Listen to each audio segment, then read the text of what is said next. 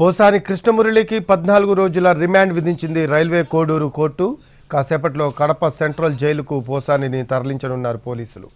ఈ కేసుకు సంబంధించి నిన్న రాత్రి 9:30 పోసానిని రైల్వే కోడూరు కోర్టులో ప్రవేశపెట్టారు. రాత్రి 10 గంటలకు ప్రారంభమైన వాదనలు 7 గంటల పాటు కొనసాగాయి. ఇరుపక్షాల వాదనలు విన్న న్యాయమూర్తి పోసానికి 14 రోజుల రిమాండ్ విధించారు. ఈ కేసులో పోసాని తరపున పొన్నవోలు సుధాకర్ రెడ్డి వాదనలు వినిపించారు.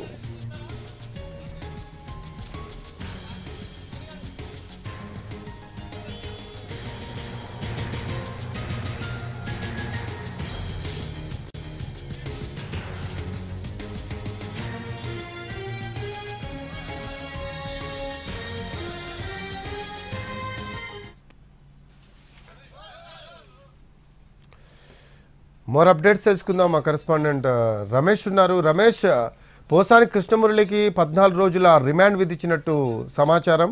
అయితే ఈ వాదనలు సుదీర్ఘంగా నడిచినట్టు తెలుస్తుంది. మొత్తం 7 గంటల పాటు సుదీర్ఘ వాదనలు నడిచినట్టు సమాచారం. దీనికి సంబంధించి లేటెస్ట్ అప్డేట్స్ ఏంటి రమేష్?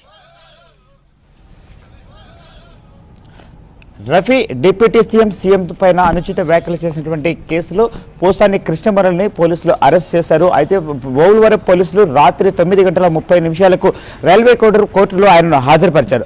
రాత్రి 9:30 నుంచి కూడా దాదాపు 7 గంటల పాటు పోసాని కృష్ణమురళి కేసులపై విచారణ కొనసాగుతూ వచ్చింది. ఇరు పక్షాలు అటు కృష్ణమురళి న్యాయవాదులతో పాటు అదేవిధంగా పబ్లిక్ ప్రాసిక్యూటర్లు ఇరు పక్షాల యొక్క వాదనలు కూడా దాదాపు ఉదయం 5 గంటల వరకు కొనసాగాయి. 5 గంటల అనంతరం జడ్జి ఇరు వాదనలు కూడా పరిశీలించినటువంటి తర్వాత ఇప్పుడే తన యొక్క తీర్పును వెలువరించారు. పోసాని కృష్ణమురళికి 14 రోజుల పాటు రిమాండ్ విధిస్తూ ఆయన తీర్పును వెలువరించారు. అయితే డిప్యూటీ సీఎం పైన అదేవిధంగా సీఎం పైన ఆయన చేసిన అనుచిత వ్యాఖ్యలపై పోరుబొమ్మల ఓల్వారపల్లి పోలీస్ స్టేషన్లో ఇప్పటికే కేసు నమోదైంది. అయితే ఆయనను గత 2 రోజుల క్రితం హైదరాబాద్లో అరెస్ట్ చేసినటువంటి ఓల్వారపల్లి పోలీసులు